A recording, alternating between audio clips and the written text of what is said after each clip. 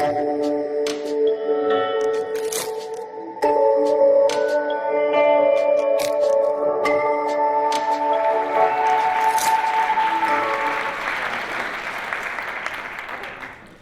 would you say if I told you that our trails only stand a chance of surviving if we do a better job of programming them with events and activities? And that we have to activate our trails in order to foster a culture that celebrates them. Most of you know that there's a correlation between use and stewardship. It's a centuries-old belief that people must first experience nature before they will act to protect it. Even so, you may be reluctant to dedicate resources to hosting programs. You may have concerns about overuse, or you might think that you can't take on yet another project. But we've got to activate our trails, because right now, only about half of the US population ages 6 and over participates in outdoor activities. How can something like being outside, which brings so much joy and enrichment to so many, be something that half of us just don't do? Or perhaps a better question, posed yesterday by Charles Thomas: why are people opting out of these beautiful, healthy portals to nature? There are a lot of reasons that they're opting out, but what we do know is that we have to invite people outside and make the invitation appealing if we want trails to remain relevant and cared for. We also have to shift the way that communities perceive the benefits of trails. I've seen communities that either don't see the value of trails or, quite the opposite, are viewing them with dollar signs in their eyes. You see, trail advocates learned long ago to emphasize the economic benefits of outdoor recreation, and for good reason. A strong trail economy contributes to community well-being. New trail developments often come with the promise of new jobs, job opportunities, new businesses, and an increase in tax dollars. This is what hooks our decision makers. But how can we unlearn the overemphasis on this one benefit? And why would we want to unlearn this? I think the American ecologist Otto Leopold knew why. He wrote that a system of conservation based solely on economic self-interest is hopelessly lopsided. I've seen this in the world of trails, and I've been a part of the imbalance. I helped to implement the first Trail Town program, an initiative to aid communities in drawing benefit from trails. It's a model for community development that's really taken hold. I estimate that there are about 150 designated trail communities around the US, with many more clamoring for designation. So why is it that one of the first 6 designated trail towns has trouble seeing the trail's worth? I've heard that community leaders say that the destination trail that passes through their town costs them more than it brings in. This is devastating, don't you think? I suspect that they think this because success is being measured solely in terms of economic benefit. And with the lodging tax dollars going to the county government rather than the municipality, they're missing out on some of that direct tax benefit. But what they may not be considering are storefronts filled, buildings renovated, tax dollars reinvested, and lives enhanced as a result of the trail. This tells me that an overemphasis on the bottom line of trails robs communities of the full range of benefits. Not only does this approach lack balance and lead to disappointment, but it also lacks heart. Those places that value trails simply for the dollars brought into town miss out on the trail magic that can touch communities. So much of the magic of trails has little to do with economic benefit and everything to do with human interactions and joy-inducing nature experiences. How could we possibly measure a trail's worth merely in economic terms? When I think about how trails have enriched my own life, it's not just that they've contributed to my economic livelihood. I challenge myself on trails. I use them as a space to connect with friends and to clear my head. I got married outside on a trail. At the community level, there's a trail culture that either exists or doesn't. And if the business transaction is where the primary focus is, I'm going to venture a guess that it doesn't exist. I'd like to advocate for what I call triangle trails to achieve more balance. If you're familiar with the triple bottom line, in which equal weight is given to people, planet, and profit in measuring benefit, this is where I'm going with the idea of triangle trails. It's my framework for positioning communities and trail managers to leverage their trails for the greater good. Imagine if we consistently gave equal weight to people, planet, and profit in making decisions about trails. Imagine if we asked ourselves questions like, are our trails welcoming to all? Are our trails improving lives? Are we doing all that we can for the surrounding ecosystem? And are they contributing to the local economy? You see, trails at their worst can harm the environment and feel exclusive.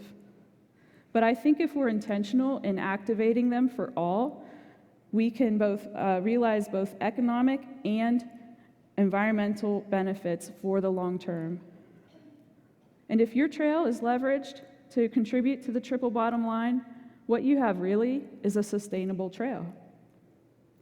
Wouldn't it be beautiful if our trails were minimally invasive, limiting vegetation loss, erosion, and disruption to wildlife, serving as a go-to space for people of every walk of life, and contributing to economic vitality all the while? I know that our communities can rise up to this challenge and consider the impact and benefit of trails more holistically. I mentioned that an overemphasis on economic gain lacks heart. Interestingly, if you turn a triangle, it resembles a heart. There's a certain wholeheartedness to demanding that equal weight is given to people, planet, and profit. This means thinking a bit less about visiting trail users and a lot more about local residents.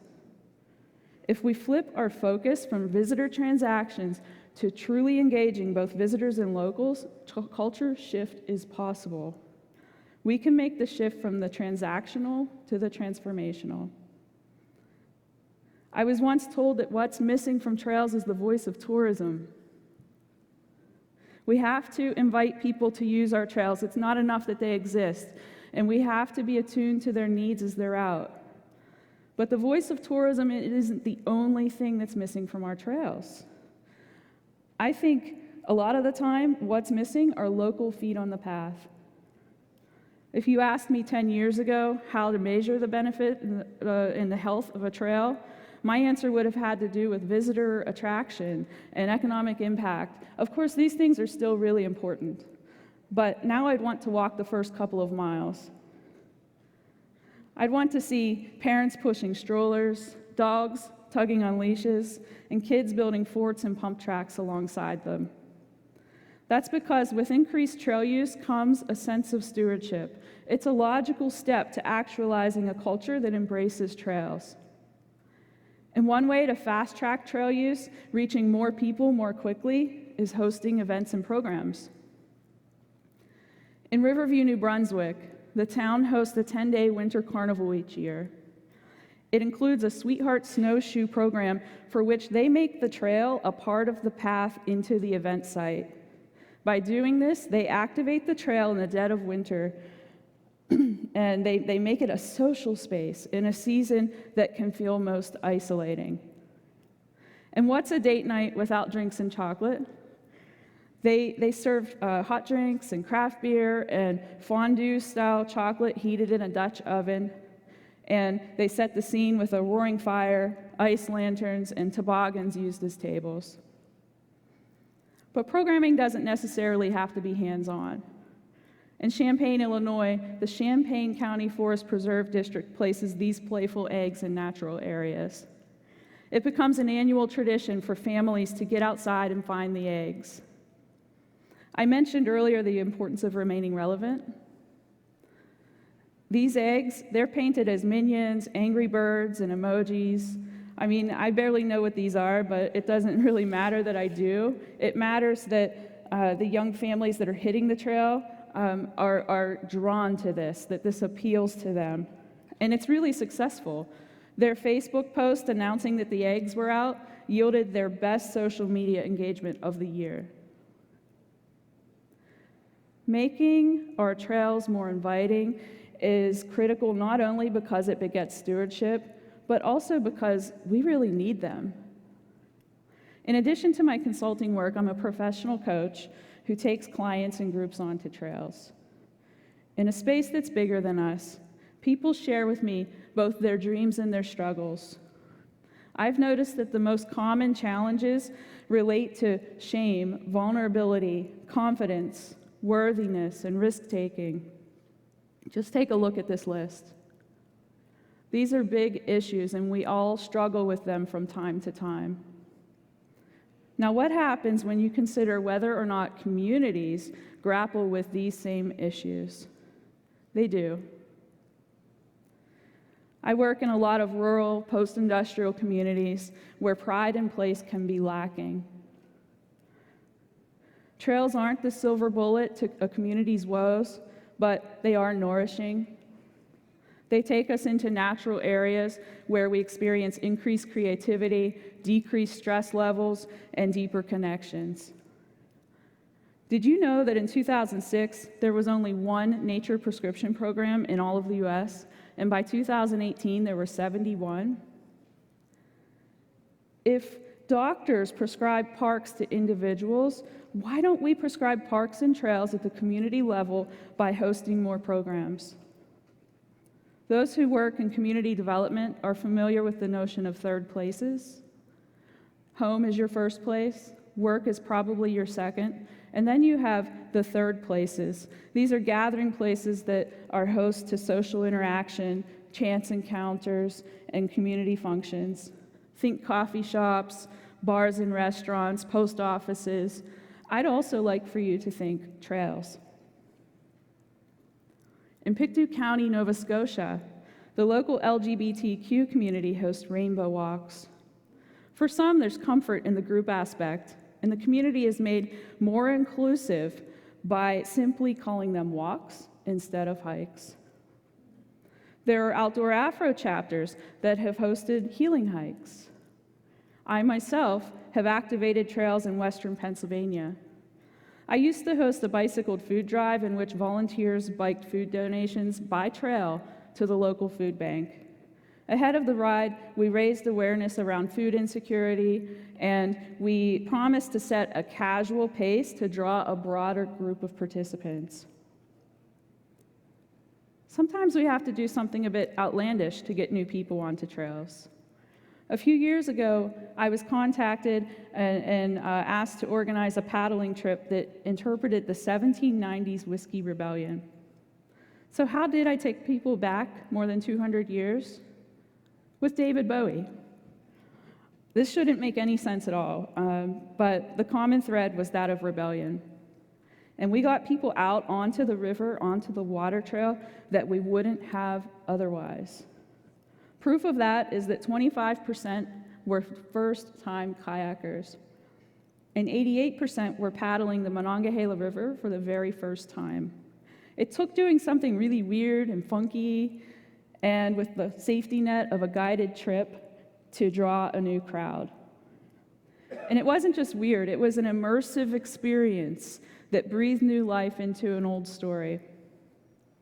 We called it Rebel Rebel Float Trip and interpreted the story of rebellion with what we called a David Bowie twist. The way that this played out is that we had interpreters in period dress stationed along the riverbanks. They acted out historic scenes, and then after each one, there was a Bowie tune sung right on the riverbank. And then we ended with a rustic supper paired with whiskey cocktails served up by a local distillery. This was a $75 experience. The Sweetheart Snowshoe in Riverview, by comparison, was $20 Canadian. And all of the other programs that I've mentioned today were all free, demonstrating that we can provide activities along our trails at every price point. One thing that all of the events and programs I've mentioned have in common is that they have the capacity to perpetuate a trail culture. There's a celebratory air about them. And as my contact in Riverview put it, thoughtfully designed trail experiences are the difference between people sitting on their couch engaged with their TV and being out on the trail engaging with their community. So how will you know whether or not trail culture exists in your community? I think you'll know when you see a yarn bike and a sign pointing to the bike trail in the window of your local yarn shop. There's something about the visual presence of cycles and bike decor that tells you that a community values trails and cycling. Along other types of trails, the visual cues may be kayaks and paddles, binoculars and backpacks, hitching posts, or old skis turned into directional signs. This is in Franklin, Pennsylvania. In the same town, the local outfitter hosts a well-attended kayaks and coffee paddle on Friday mornings. And there's a craft brewery named Trails to Ales, where they have flat-screen TVs showing local nature scenes instead of the game of the day. And half of their beers are the names they tie back to local trails. This is trail culture. It doesn't happen on its own. We have to use trails in order to celebrate them and uphold a culture of trails. And who cultivates this culture of trails? It's you. You're invested in trails more than most anyone in the world. That's why you're here. And the truth is, most of you are probably already offering compelling programming. Right here in Syracuse, the Beaver Lake Nature Center hosts all kinds of great programs. A pizza and wings program pairs pizza and birding. The invasive plant pool and pesto party ends with a sampling of garlic mustard pasta, pesto. And the spring peeper prow invites people to come listen for one of the first signs of spring. Environmental educators across the globe are offering some outstanding programming. They really are. But we still have to work more and harder to get people onto our trails. So I'm calling on you, and I'm counting upon you to activate them. One of the greatest human needs is to belong, to feel connected and a part of some place. Let's help everyone in our communities, not just the 50% that are already out there, to belong to trails. Because I'm pretty sure that when we do, a culture that celebrates and advocates for them will emerge. Thank you.